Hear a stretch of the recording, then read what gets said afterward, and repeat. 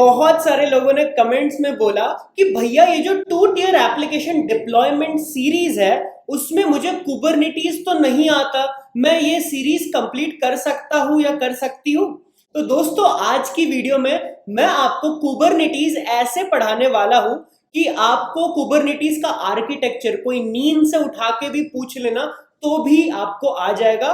और तो और जब आप CKA या फिर सर्टिफाइड कुबरनेटिस एडमिनिस्ट्रेटर एग्जाम देने जाओगे तब उस एग्जाम का 25% syllabus Kubernetes cluster architecture, installation, configuration, kubeadm, ये सब आप इसी वीडियो से कर सकोगे दोस्तों। हेलो दोस्तों, आप सबका स्वागत है ट्रेन विद शुभम चैनल पे और आप देख रहे हो episode 3 Kubernetes architecture explanation and cluster setup. दोस्तों इस वीडियो में हम लोग एंड टू एंड ये पूरा आर्किटेक्चर जो कुबरनेटिस का रहता है वो सीखने वाले हैं और इसी आर्किटेक्चर को सेटअप करेंगे। भैया सेटअप किस में करोगे? मिनी क्यूब में करोगे क्या? मिनी क्यूब तो वही होता है ना जो आपने लास्ट मंथ में एक वीडियो में बताया था, 5 मिनट में हो गया था। नहीं दोस्त, हम करेंगे क्यूबेडियम पे। क्यूबेडियम क्या है?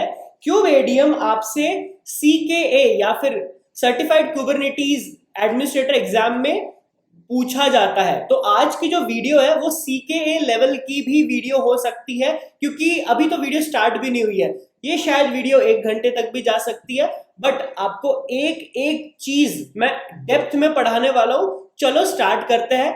सबसे पहले समझते हैं कि ये जो आपके दिमाग में डर है ना कि यार कुबरनेटिस बहुत डिफिकल्ट है, कुबरनेटिस को कैसे पढ़ सकता है, वो डर तो सबसे पहले हटा दो। नेक्स्ट 20 मिनट्स में मैं आपको बताने वाला हूं कि कुबरनेटिस क्या है और आपके लिए कितना इजी है वो पढ़ना। तो ऐसे समझ लो कि आपका ये जो एप्लीकेशन है, जो एप्लीकेशन 2 tier एप्लीकेशन है, उसमें आपने यहां तक का पार्ट कर लिया। आपने गिटहब से कोड लेके आए, फ्लास्क ऐप समझा, उसका डॉकर कंटेनर बनाया, डॉकर हब पे इमेज पुश की, सब कुछ यहां तक चल गया। इसका एक डाउन साइड है, हम लोगों ने ये वाली जो चीज है ना वो AWS पे रन की। अब इसका डाउन साइड क्या है पता है? AWS पे जब ये चीज रन हो रही थी तो एक सर्वर पे रन हो रही थी और डॉकर कंटेनर्स के अंदर रन हो रही थी। डॉकर कंटेनर कभी भी क्रैश हो सकते हैं। डॉकर कंटेनर कभी भी स्केल नहीं हो सकते। ओके, तो ये जो क्रैश होने की प्रॉब्लम है, स्केल अप ना होने की प्रॉब्लम है, ये सेम प्रॉब्लम आई थी गूगल को। ओके, ये सेम प्रॉब्लम गूगल को आई थी और गूगल ने इसका एक सॉल्यूशन डेवलप किया। उन्होंने बोला कि अगर आपको प्रोडक्शन पे कुछ चीजें, एप्लीकेशन को रन करना है तो डॉकर कंटेनर मत यूज करो। अगर आपको प्रोडक्शन एप्लीकेशन को स्केल करना है, स्केल अप करना है, स्केल डाउन करना है तो डॉकर कंटेनर्स मत करो। बट डॉकर कंटेनर्स को एक आर्किटेक्चर के अंदर रन करो, एक क्लस्टर के अंदर रन करो, एक ऐसे सेटअप के अंदर रन करो जो आपको ऑटो हीलिंग देगा। ऑटो हीलिंग क्या होता है दोस्त? ऑटो हीलिंग मतलब अगर आपका क्लस्टर में एप्लीकेशन जो कंटेनर चल रहा है वो क्रैश हो जाता है बाय सम रीजन, तो ऑटो हीलिंग उस चीज को वापस अप कर देगा। अब आप भी अप कर सकते हो, आप सर्वर पे जाके मैन्युअली कर सकते हो, बट गूगल ने एक ऐसा आर्किटेक्चर बनाया, एक ऐसा टूल बनाया जो इस चीज को ऑटोमेटेड तरीके से करता है। फिर क्वेश्चन आता है कि भैया स्केल कैसे करेंगे? तो गूगल ने इस चीज का एक सोल्यूशन बनाया जहां पे ऑटो स्केलिंग कैपेबिलिटीज दी कि अगर थ्रेशोल्ड से ज्यादा कुछ एक लोड आ गया तो ये अपने आप कंटेनर्स रेप्लिकेट हो जाए और अपने एप्लीकेशन को स्केल कर दे। Amazon में बिग बिलियन डे सेल आ गई, हर कोई पहुंच गया वहां पे सस्ते में सामान खरीदने, एप्लीकेशन को स्केल अप करना पड़ेगा।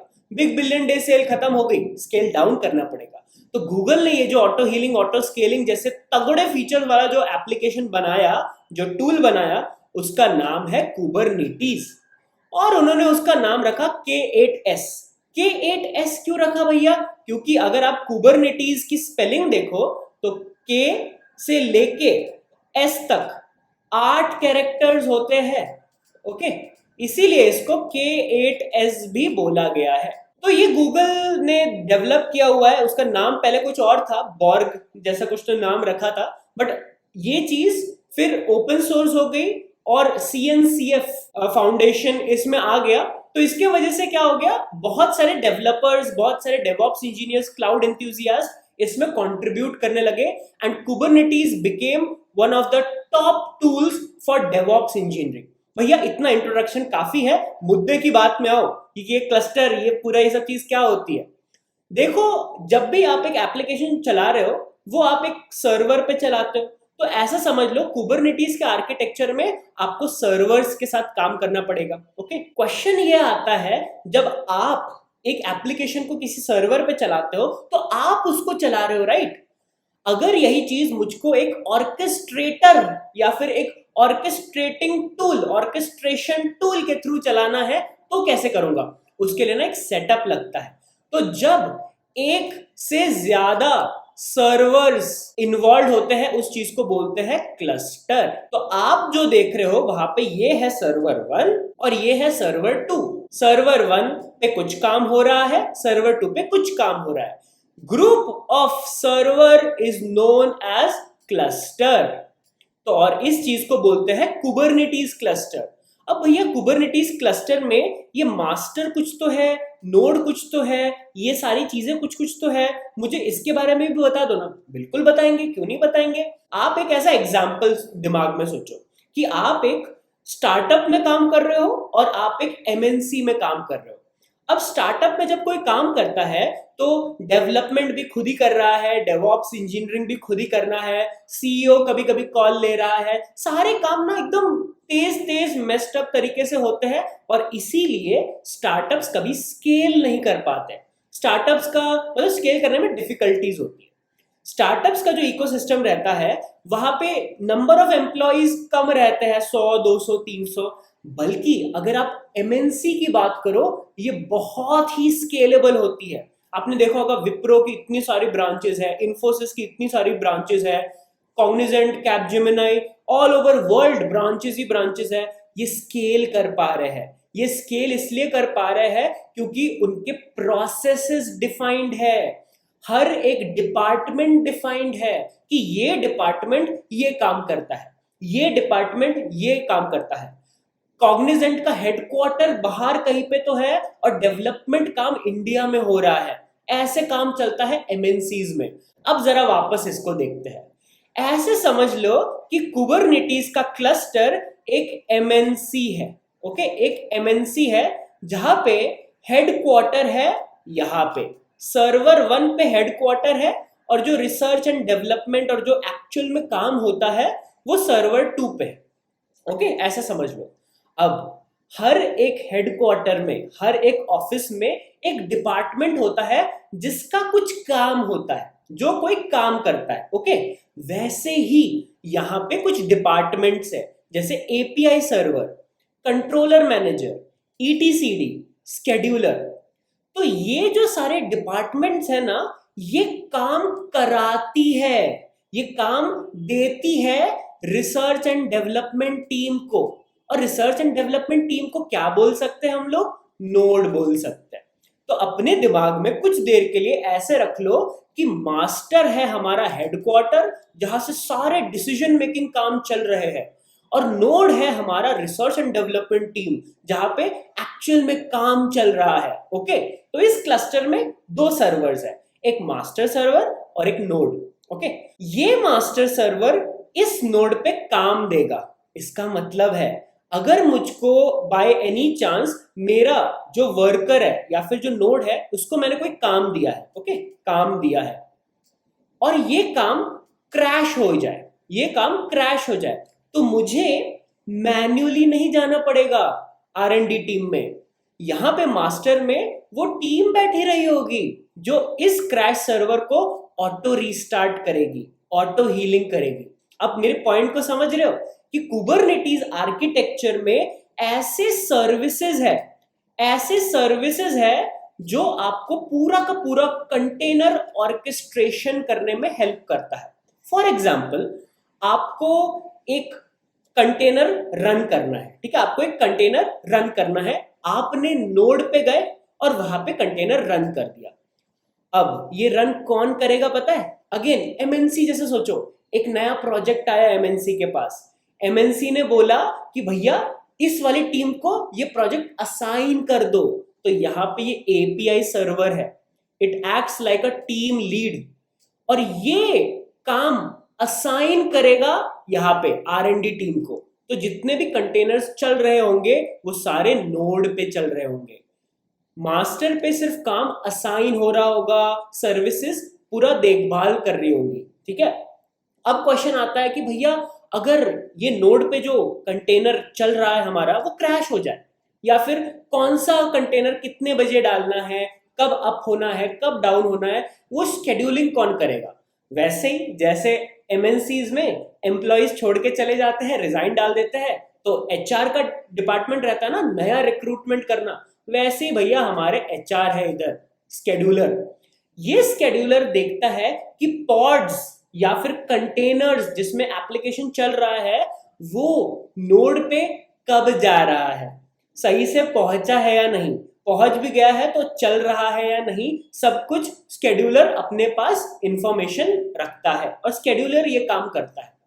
बट भैया एचआर के पास तो जितने भी डॉक्यूमेंट्स रहते हैं, रेज्यूमे रहते हैं, इंफॉर्मेशन रहती है, वो तो एक डेटाबेस में स्टोर करती है, राइट? अपने पास तो डेटाबेस कहाँ है? अगर आप ध्यान से देखो तो ये ईटीसीडी है, वो एक डेटा स्टोर है, वो एक डेटा स्टोर है जो क्या करता है, अपने पास पूरी इंफॉर्मेशन रखता है कि लेट्स से ये कंटेनर कितने बजे अप हुआ, कितनी देर से रनिंग है, अगर रनिंग है तो क्रैश कैसे हो गया, क्रैश हो गया है तो उसकी इंफॉर्मेशन क्या है, जितनी भी इंफॉर्मेशन है वो की वैल्यू पेयर में अपने पास रखता है। तो ऐसा समझ लो कि डेटाबेस एडमिनिस्ट्रेटर अपना है ईटीसीडी, जो अपने पास सारी इंफॉर्मेशन रखता है भैया। ओके, और अगर आप ध्यान से देखो तो एपीआई सर्वर जो टीम लीड था, ये सारे लोग टीम लीड को रिपोर्ट करते हैं। अगर आप एरोज को ध्यान से देखो तो स्केड्यूलर का जो एरो है वो जा रहा है एपीआई सर्वर पे, ईटीसीडी का एरो जा रहा है एपीआई सर्वर पे, कंट्रोलर मैनेजर जो प्रोजेक्ट मैनेजर होगा अपना आगे जाके, उसका भी एरो जा रहा है एपीआई सर्वर पे। तो एपीआई सर्वर जो कि टीम लीड है वो सारे काम ओवरव्यू कर रहा है और बाकी टीम में से सारे अपडेट लेता है और वो अपडेट यहाँ पे भेज देता है। अब भैया मास्टर जो कि हेडक्वार्टर है, उसमें जो 4 इंपॉर्टेंट सर्विसेज है वो तो आपने मुझे बता दिए कि टीम लीड है, एचआर है, डेटाबेस एडमिन है और ये प्रोजेक्ट मैनेजर है।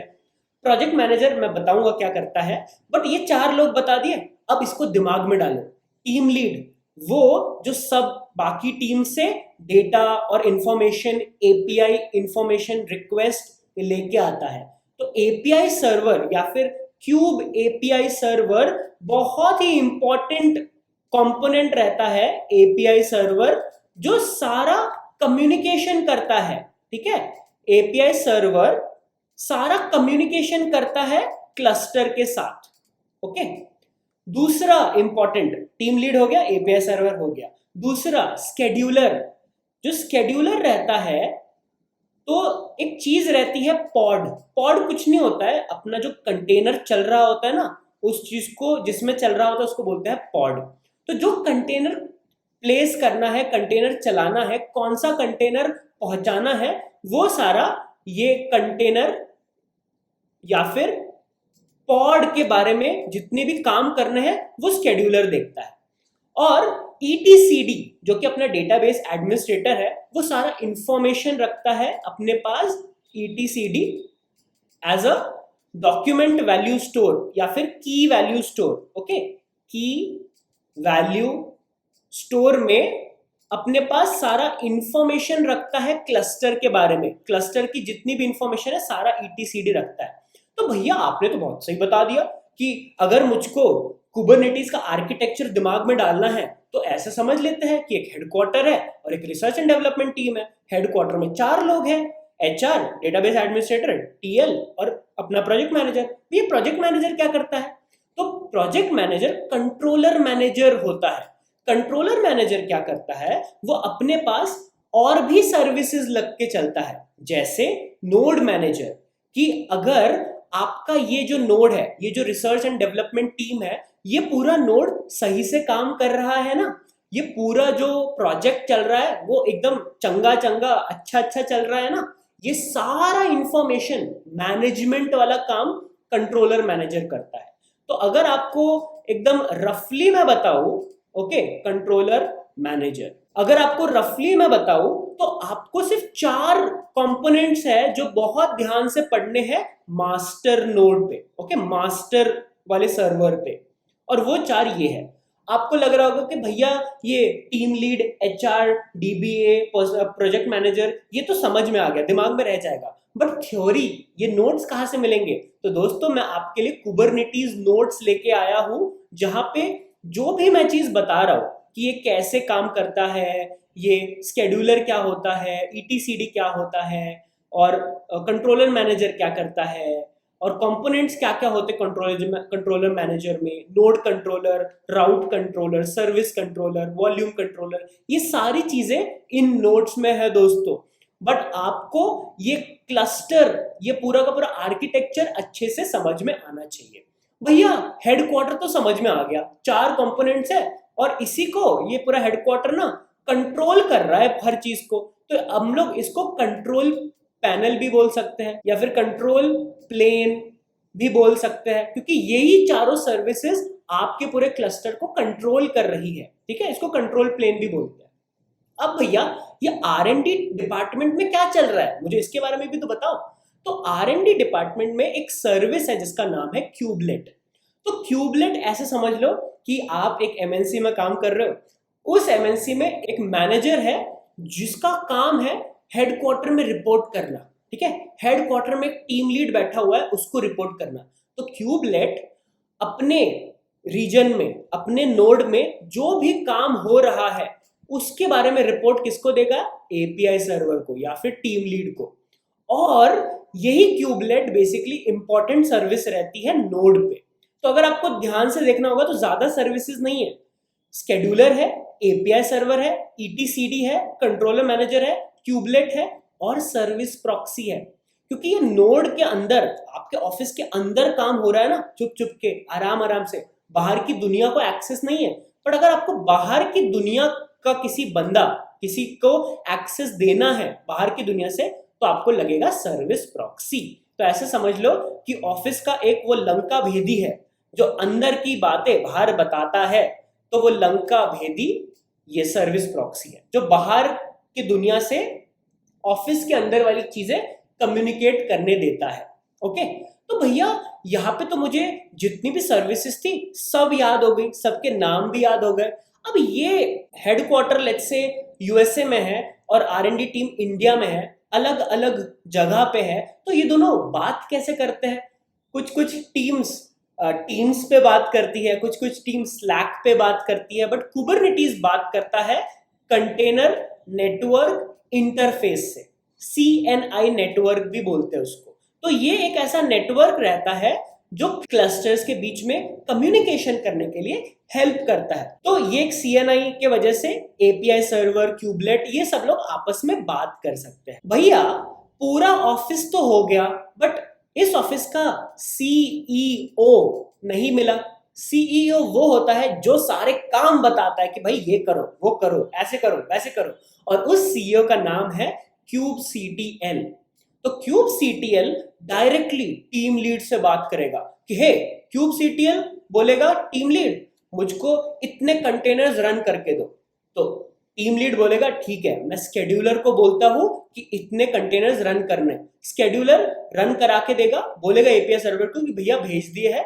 एपीआई सर्वर क्यूबलेट को बोलेगा कि भाई हो गए ना सारे, अपने कंटेनर्स चल रहे हैं ना, क्यूबलेट बोलेगा हाँ चल रहे हैं, और एपीआई सर्वर वो इंफॉर्मेशन देगा, ईटीसीडी को स्टोर कर लेगा, और कंट्रोलर मैनेजर इस पूरी चीज को ओवरव्यू कर रहा होगा कि भैया हर चीज चल रही है, और CNI बीच में आपका नेटवर्क देगा।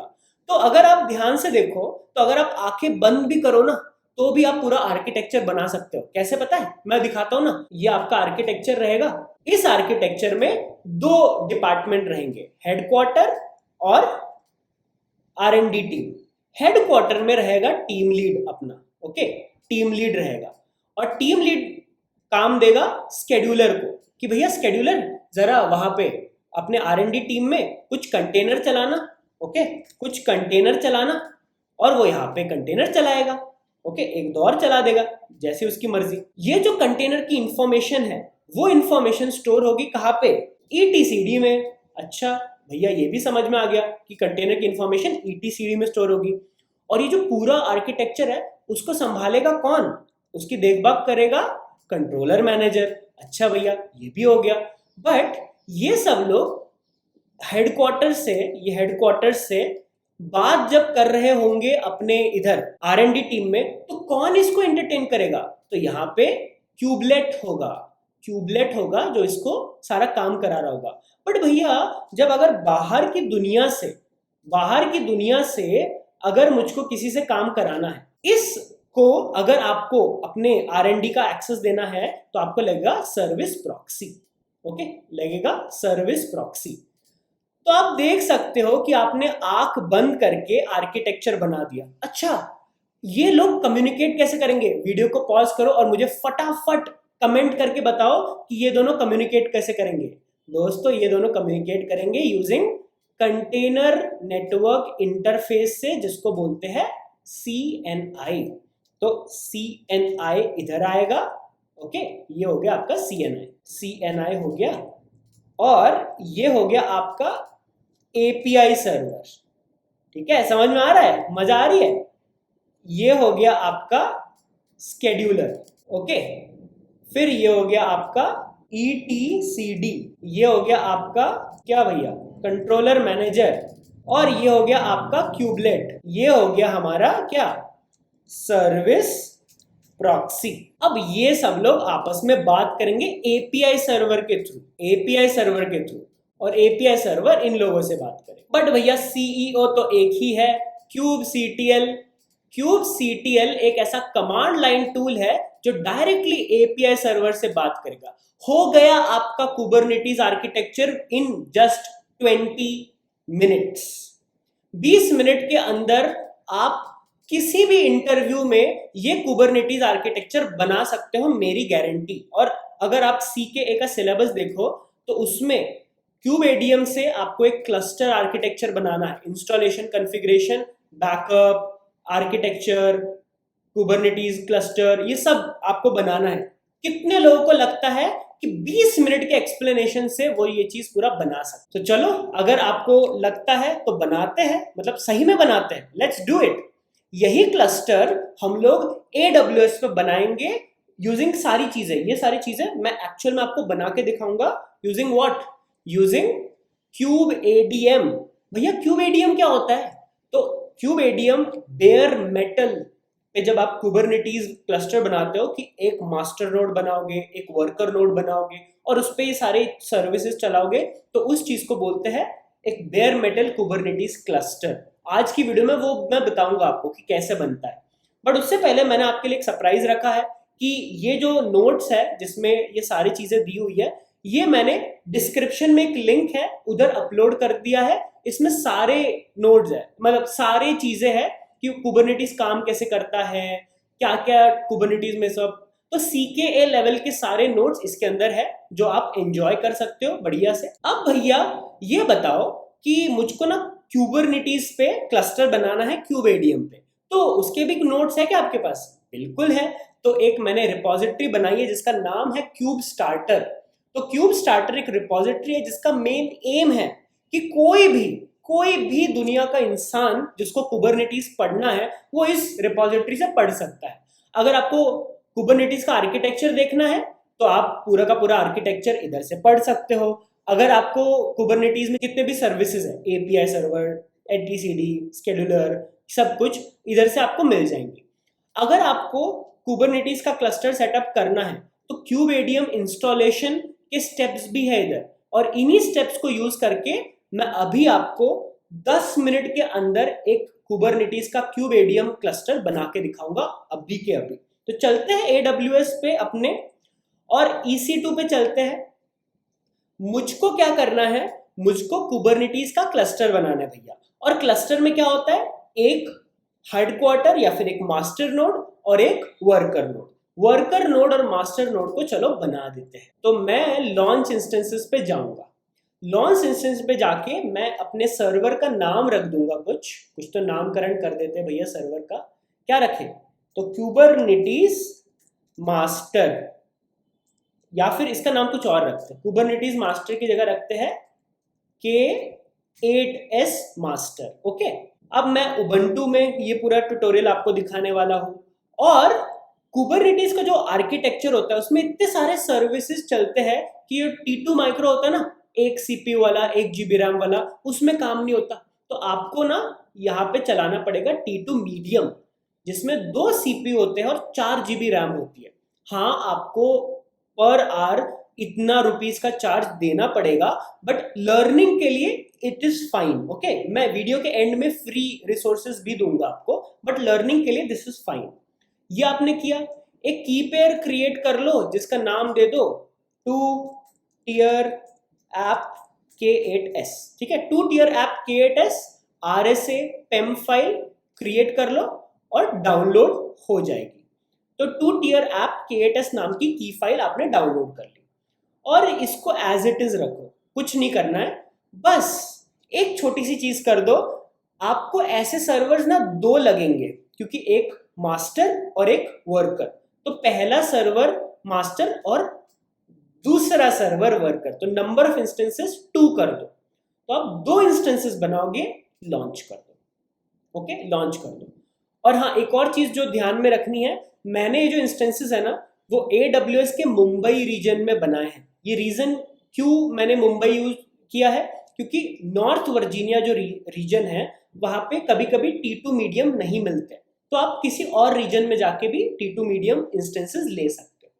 तो यहाँ पे मेरे पास ये मेरा क्या हो गया, कुबरनेटिस मास्टर हो गया, और ये मेरा हो गया कुबरनेटिस, इसका नाम चेंज कर देते हैं, इसका नाम रख देते हैं कुबरनेटिस वर्कर। तो एक मास्टर और एक वर्कर और दोनों रनिंग है। ओके, दोनों लॉन्च हो चुके हैं। मुझे करना है इसको कनेक्ट, और कनेक्ट करके क्लस्टर सेटअप करना है। तो मैं जाऊंगा पहले मास्टर के पास, कनेक्ट पे क्लिक करूंगा और SSH क्लाइंट का जो कॉपी कमांड है ना, ये वाला, ये SSH कमांड है, इसको कॉपी कर लूंगा। कर लिया।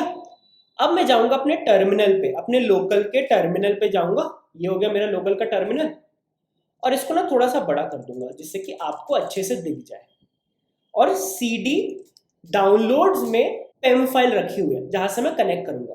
तो sudo पेस्ट, ये पूरी SSH की कमांड पेस्ट कर दी। और इसी तरह से जैसे मैंने एंटर दबाया और मास्टर को कनेक्ट किया, देखो अभी मैं मास्टर में कनेक्ट कर दूंगा, ये मेरा मास्टर को कनेक्ट किया, वैसे ही मैं कनेक्ट कर दूंगा अपने वर्कर को। तो ये एक टैब में मास्टर खुला है और एक टैब में वर्कर। अब इसको कैसे, चलो खोलता हूं पहले वर्कर को। ये वर्कर पे कनेक्ट पे क्लिक किया, कॉपी किया, और यहाँ पे CD डाउनलोड्स में जाऊंगा और मैं अपने वर्कर को कर दूंगा क्या, कनेक्ट। चलो मेरा ये वर्कर हो गया इधर sudo। बिल्कुल भी कंफ्यूज होने की बात नहीं है, मैंने एक टर्मिनल पे मास्टर को कनेक्ट किया है और एक टर्मिनल पे वर्कर को कनेक्ट किया है। ठीक है, तो ये मेरा क्लस्टर है, ये मेरा मास्टर है और ये मेरा वर्कर है। भैया दिखाई नहीं दे रहा, दोनों ब्लैक ब्लैक लग रहे हैं, कोई बात नहीं, हम इसका भी सोल्यूशन आपको दिखाते हैं। तो ये जो टर्मिनल में यूज करता हूँ ना, इसका नाम है iTerm, जो कि बहुत सही टर्मिनल है। तो इसमें ना इसका कलर मैं डाल देता हूँ ग्रीन, और इसका कलर डाल देता हूँ मैं ब्लू, और इसका नाम डाल देता हूँ मैं मास्टर, और इसका नाम डाल देता हूँ मैं वर्कर या फिर नोड। ठीक है, नोड।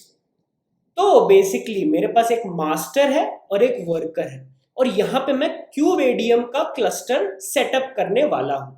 चलो चलते हैं क्यूबेडियम कुबरनेटिस या फिर क्यूब स्टार्टर रिपोजिटरी में, और वहां पे क्यूबेडियम इंस्टॉलेशन है।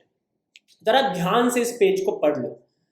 बोथ मास्टर एंड वर्कर पे, मतलब ये जो मेरा आर्किटेक्चर है, यहाँ पे और यहाँ पे दोनों जगह पे जो चीजें इंस्टॉल करनी है उसकी कमांड्स दी हुई है। देखो पढ़ो क्या क्या कमांड है। सबसे पहले क्या किया उन्होंने, सबसे पहले सिस्टम को अपडेट कर लो। ओके, सिस्टम को कर लिया आपने अपडेट।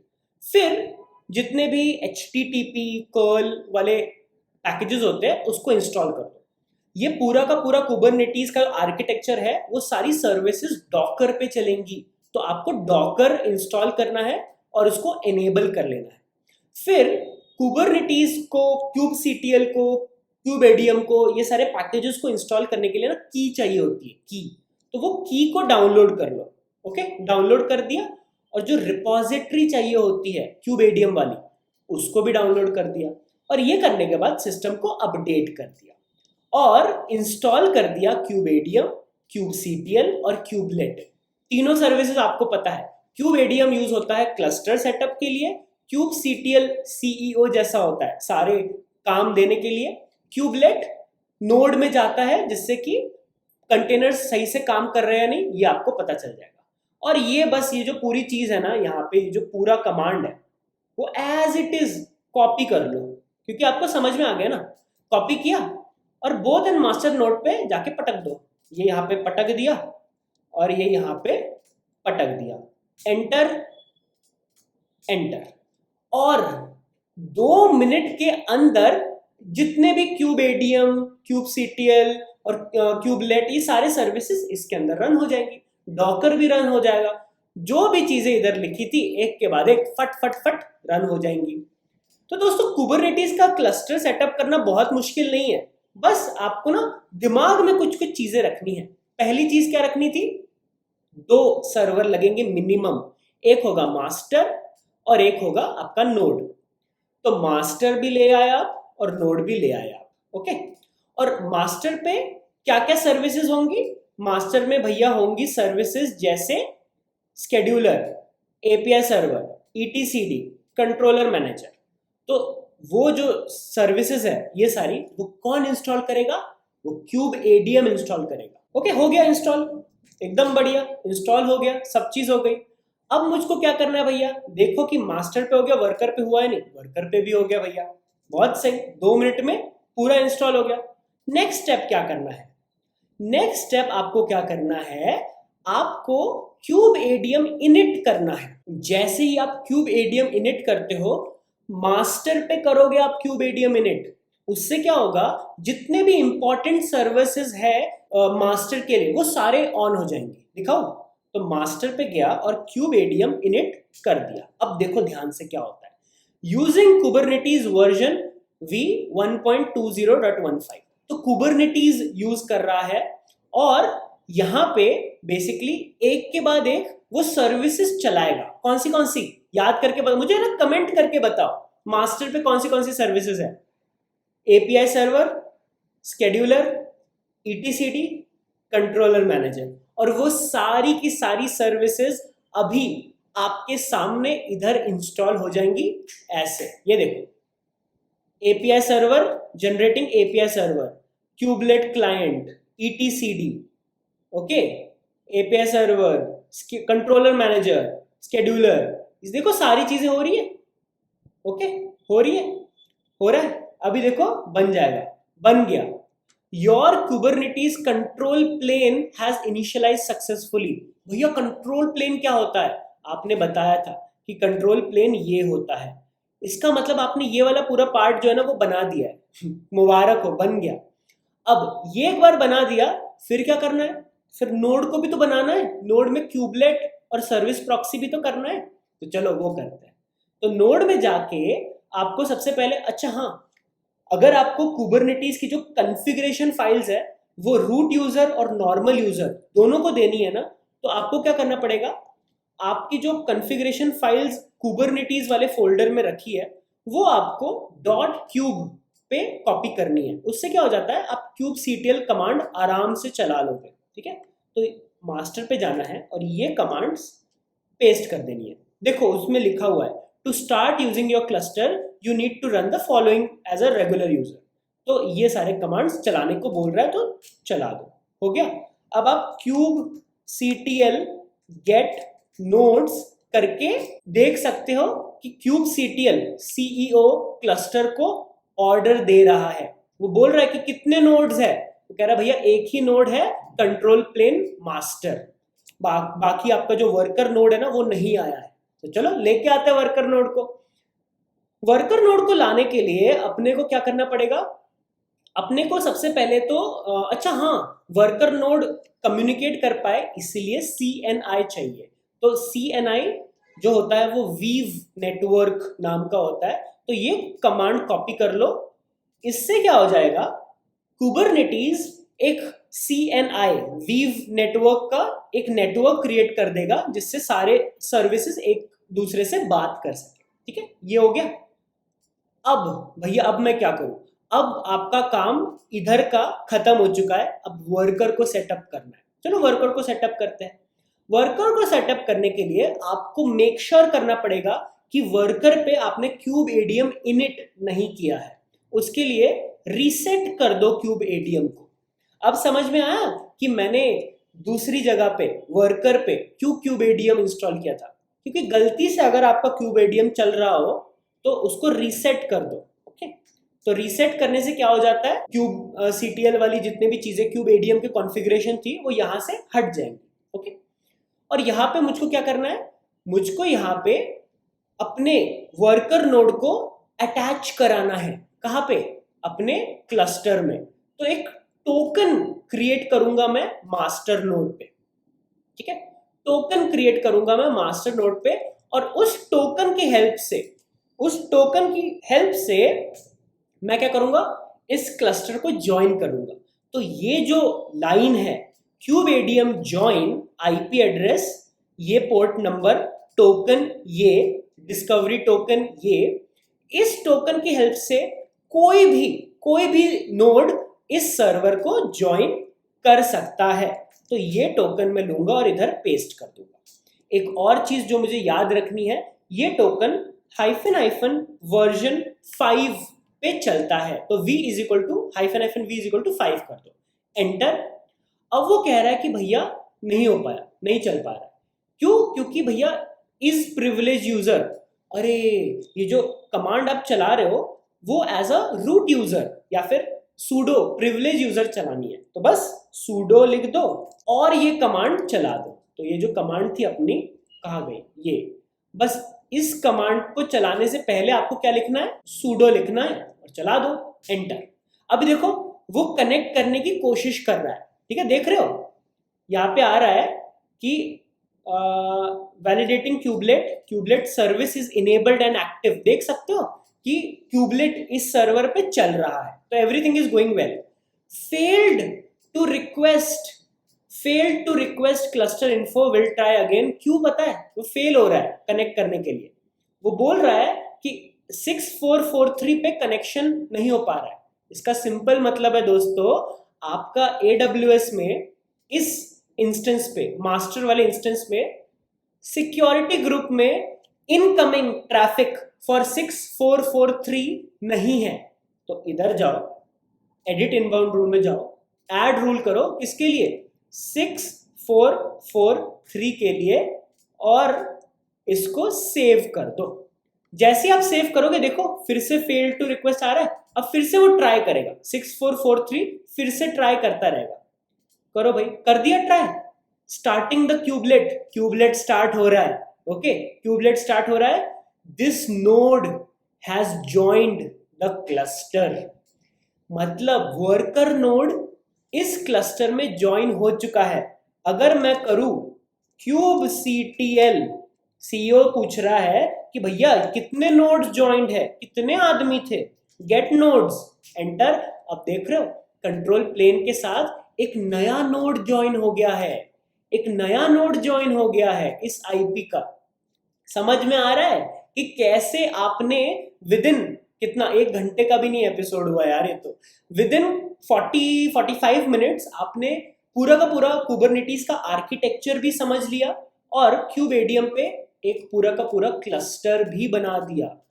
अब जरा आप इस क्लस्टर के साथ खेल सकते हो। मुझको एक कंटेनर रन करना है, वो मैं मास्टर पे कमांड दूंगा और वो रन होगा कहाँ पे, वर्कर पे। अच्छा, जितने भी सर्विसेज होती है ना मास्टर पे और वर्कर पे, दोनों डॉकर की सर्विसेज चल रही है। तो अगर आप करोगे sudo docker ps तो आपको सारी सर्विसेज दिखाई देंगी। जैसे आप देखोगे क्यूब स्केड्यूलर सर्विस है, कंट्रोलर मैनेजर सर्विस है, और आपको सब चीज मिलेगा। कंट्रोलर मैनेजर आ गया इधर, और वीव वो कनेक्टिविटी वाला CNI वाला हो गया, और जितने भी सर्विसेज सारी इधर मिलेंगी। ओके, सिमिलरली अगर आप वर्कर में जाके डॉकर sudo docker ps करोगे तो आपको यहाँ पे देखो वीव मिला, और आपको मिलेगा क्यूबलेट मिलेगा इधर, क्यूब देखो क्यूब प्रॉक्सी मिला। ओके, और आपको क्यूबलेट भी मिल ही जाएगा। ओके, तो दोस्तों ऐसे आपने डॉकर की और क्यूब एडीएम की हेल्प से पूरा का पूरा क्लस्टर बना दिया। ये जो सारे सर्विसेज आपने पढ़े वो सारे सर्विसेज आपके सामने हैं। ओके, आपके सामने हैं। अब भैया मुझको ये जो कुबरनेटिस था ना, जो मेरा एप्लीकेशन बनाने वाला एक मेरा ब्लॉकर था कि भैया मुझे कुबरनेटिस नहीं आता, मुझे पता ही नहीं कुबरनेटिस क्या होता है, कुबरनेटिस पे कंटेनर कैसे चलाते हैं, मुझे तो नहीं आता था। वो रोड ब्लॉक आपका क्लियर हो चुका है। इसका मतलब है आने वाले टाइम में ये जो एप्लीकेशन था आपका फ्लास्क वाला, हम लोग चलाएंगे कुबरनेटिस पे। अगर आप इस वीडियो को अच्छे से देखते हो, पुरानी वीडियो सारे कंप्लीट करते हो और इसको अपने दोस्तों के साथ शेयर करते हो, तो मैं प्रॉमिस सैटरडे को इस एप्लीकेशन का पूरा डिप्लॉयमेंट कुबरनेटिस पे आपको करके दिखाऊंगा, और ये भैया का प्रॉमिस है आपको सब समझ में आ जाएगा। तो आई होप आपको इस वीडियो से समझ में आ गया होगा कि भैया आपसे कोई नींद में भी जगा के कुबरनेटिस का आर्किटेक्चर पूछ ले तो आपको आ जाएगा।